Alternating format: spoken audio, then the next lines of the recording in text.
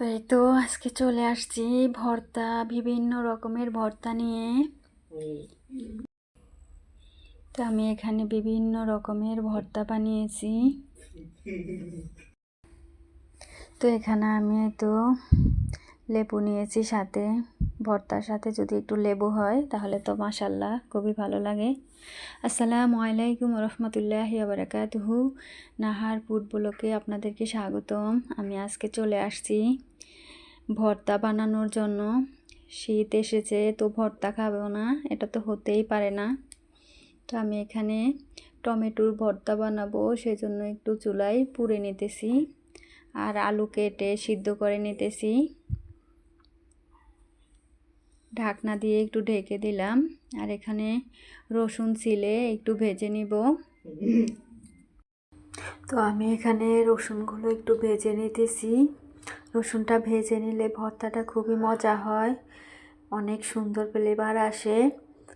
তো একটু ভালো করে ভেজে নেব রসুনগুলো। আপনারা যে যেখান থেকে দেখেন প্লিজ একটা লাইক দিয়ে ভিডিওটা দেখা শুরু করবেন, আর চ্যানেলটাকে সাবস্ক্রাইব করে বেল আইকনটাকে বাজিয়ে রাখবেন, তাহলে আমি নতুন ভিডিও ছাড়া মাত্রে আপনারা নোটিফিকেশন পেয়ে যাবেন। যারা সাবস্ক্রাইব করেছেন তাদেরকে অসংখ্য অসংখ্য ধন্যবাদ।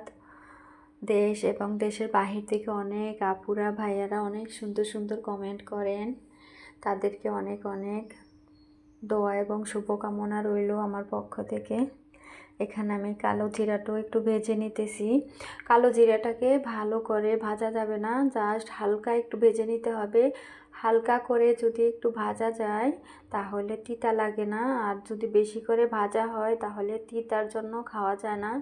আমি এভাবে ভাজি করলে আল্লাহ রহমতে কোনো তিতা লাগে না, খেতে ভীষণ ভালো লাগে। এই তো আমার ভাজা হয়ে গেছে। আমি আজকে আপনাদের সাথে ভর্তাগুলো শেয়ার করতেছি, যেহেতু শীত চলে আসছে তো ভর্তা বানাবো, তো ভাবলাম যে আপনাদের সাথে একটু শেয়ার করি। তো এখানে আমি নারিকেলের ভর্তা, ডালের ভর্তা, রসুনের ভর্তা, কালো জিরার ভর্তা, টমেটোর ভর্তা, আজকে অনেক রকমের ভর্তা বানাবো। তো একটু একটু করে আপনাদের সাথে শেয়ার করব। আর এখানে আমি আলু সিদ্ধ করে নিয়েছি, আগে দেখেছিলেন হয়তো। তো এখন আমি আলুগুলোকে চিলে নিব, চিলে সুন্দর করে পরিষ্কার করে নিব, নিয়ে ভর্তা বানিয়ে নিব। তাই তো আমি সবগুলো আলু সুন্দর করে পরিষ্কার করে নিতেছি। আমি আজকে ভয়েসটা দিতে আমার অনেক দেরি হয়ে গেছে, প্লিজ একটু সাউন্ড আসলে ইগনোর করবেন। এই তো আলুগুলো চিলে এখন লবণ আর মরিচ, আমি মরিচটাকে সবসময় ভেজে গুঁড়া করে রাখি, আর পেঁয়াজকে ভেজে বেরেস্তা করে নিয়েছি। আর এখানে আমি দিয়ে দেব ধনিয়া পাতা। ধনিয়া পাতাগুলোকে একটু ভালো করে চটকিয়ে নেব। সবগুলো উপকরণ এখন ভালো করে মিক্স করে একটু মেখে নিব। এভাবে যদি নতুন আলুর ভর্তা বানানো হয় মাশাল্লাহ খুবই ভালো লাগে। তো এখন আমি সুন্দর করে একটু মেখে নিতেছি।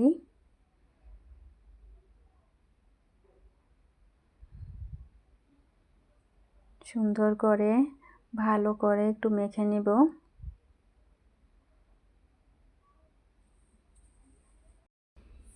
এই তো ভালো করে মেখে নিতেছি।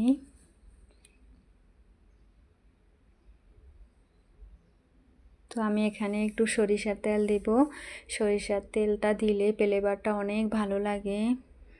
তো আমি এখন সুন্দর করে ভালো করে মেখে নিতেছি। এভাবে ভর্তা বানালে আর কিছু লাগে না, আলহামদুলিল্লাহ ভর্তা দিয়ে ভাত খাওয়া যায়। তো এই তো আমার ভর্তাটা হয়ে গেছে।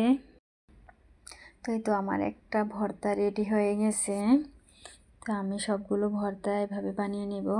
এখানে আমি এখন নারিকেলের ভর্তা বানাবো, যেহেতু আমার বাচ্চারা খায় না, আমি আর আমার হাজব্যান্ড খাই, তো আমি অল্প অল্প করে নিতেছি।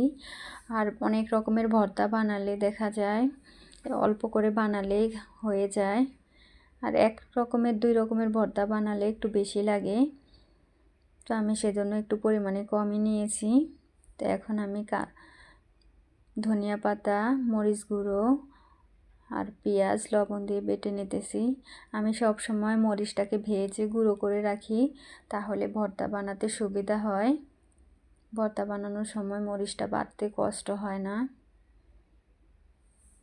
এই তো আমার নারিকেলের ভর্তাটা রেডি হয়ে গেল। আমি পুরো ভিডিওটা দিলে দেখা যাবে অনেক বড় হয়ে যাবে, তো সেজন্য আমি একটু একটু করে দেখাচ্ছি। এটা আমাদের দেশের একটা ডাল।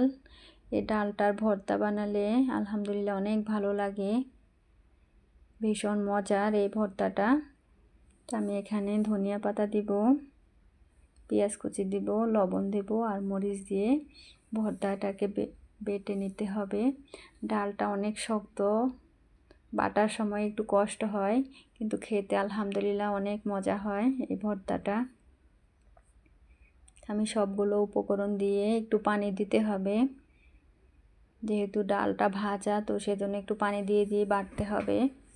আমি সুন্দর করে এখন ডালটাকে বেটে নিতেছি। তাই তো আমার আরেকটা ভর্তাও রেডি হয়ে গেল। ডালের ভর্তাটা রেডি হয়ে গেল আমার। দেখুন কতটা সুন্দর হয়েছে ভর্তাটা, মিহি করে বাটতে হয়, তাহলে খেতে অনেক ভালো লাগে। আর এখানে আমি টমেটোগুলোকে পুড়িয়ে উপরের খোসাটাকে ছাড়িয়ে নিয়েছি।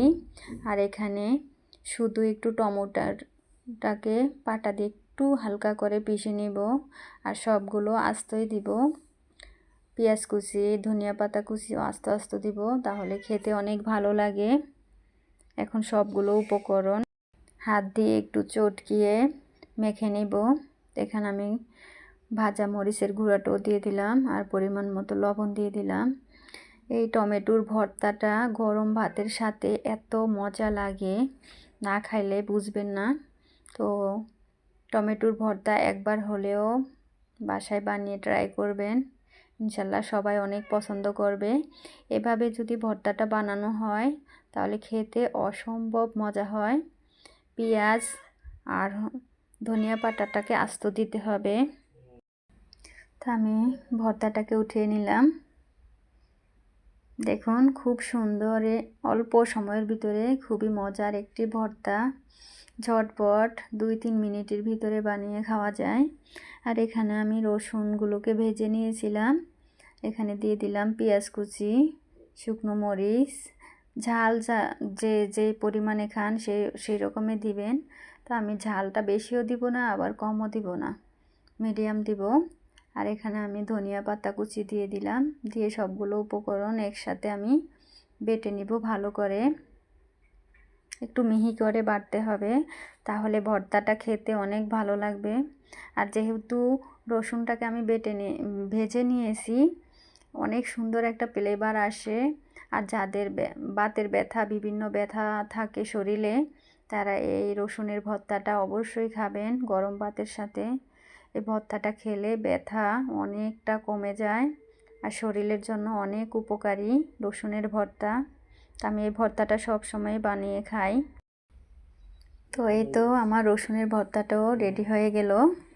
এভাবে করে আমি সবগুলো ভর্তা বানিয়ে নেব। তো দেখুন আমার 4-5 রকমের ভর্তা হয়ে গেছে। এখন আমি এখানে শুটকির ভর্তা বানাবো।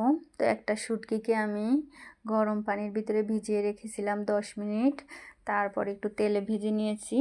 আর এখানে শুকনো মরিচ, ধনিয়া পাতা আর পেঁয়াজ লবণ দিয়ে এখন একটু সুন্দর করে বেটে নেব। শুটকির ভর্তাটা অনেক রকমের খাওয়া যায়, তো আমি এভাবে আজকে বানালাম। এভাবে বানালেও মাশাআল্লাহ অনেক ভালো লাগে। তাই তো আমার ভর্তাটা রেডি হয়ে গেল। এখন আমি এখানে বানিয়ে নিব কালো জিরার ভর্তা। তো এখানে আমি রসুন, পেঁয়াজ কুচি, শুকনো মরিচের গুঁড়ো আর ধনিয়া পাতা লবণ দিয়ে দিলাম। কালো জিরার সাথে একটু পেঁয়াজ আর রসুনটা যদি একটু বেশি দেওয়া যায়, ধনিয়া পাতাটা আর হালকা করে একটু ভেজে নিলে ভর্তাটা খেতে ভীষণ মজা হয়, তিতা লাগে না, একেবারে কোনো তিতাই থাকে না। বুঝতেই পারবেন না যেটা কালো জিরার ভর্তা কিনা, শুধু ফ্লেভারটা পাবেন। আর খেতে তো মাশাআল্লাহ অনেক মজা হয়। তাই তো আমার এই ভর্তাটাও হয়ে গেল। দেখুন দেখতে কতটা সুন্দর আর লোভনীয় হয়েছে, মাশাআল্লাহ খেতেও অনেক মজা হবে। দেখুন আলুর ভর্তা, ডালের ভর্তা, তারপরে হলো নারিকেলের ভর্তা, রসুনের ভর্তা, কালো জিরার ভর্তা, শুটকির ভর্তা, টমেটোর ভর্তা। দেখুন কতটা সুন্দর হয়েছে মাশাআল্লাহ। আমার ভর্তাগুলো দেখে কার কার খেতে ইচ্ছে করে চলে আসেন, সবাই মিলে একসাথে খাবো। এই তো আমি প্লেটে সাজিয়ে নিয়েছি, সাথে একটু লেবুও নিয়েছি। ভর্তার সাথে যদি একটু লেবু হয় তাহলে খেতে অনেক ভালো লাগে। আর এখানে আমি একটা ডালের ভর্তা বানিয়েছিলাম, মসুর ডালের চচ্চড়ি করেছিলাম, সেটাও সাথে নিয়ে নিয়েছি। আমি এখানে আর কোনো কিছু নেব না, আজকে শুধু ভর্তা দিয়েই খাবো। দেখতে কতটা সুন্দর আর লোভনীয় হয়েছে, ইনশাল্লাহ খেতেও অনেক ভালো লাগবে। তো শীতের ভিতরে এরকম করে ভর্তা দিয়ে সকাল সকাল কিন্তু অনেক জমে যাবে। তো একবার হলেও এভাবে ভর্তা বানিয়ে খাওয়ার চেষ্টা করবেন, আমার মতো যদি ভর্তা পাগল হয়ে থাকেন। তো এখানে তো আমি সবগুলো ভর্তা দেখিয়ে দিতেছি। না না আর 5 সেকেন্ড। হ্যাঁ দেখুন কত সুন্দর হয়েছে, এখন আমি খাবো। এই তো ভাতের সাথে একটু নিয়ে নিলাম।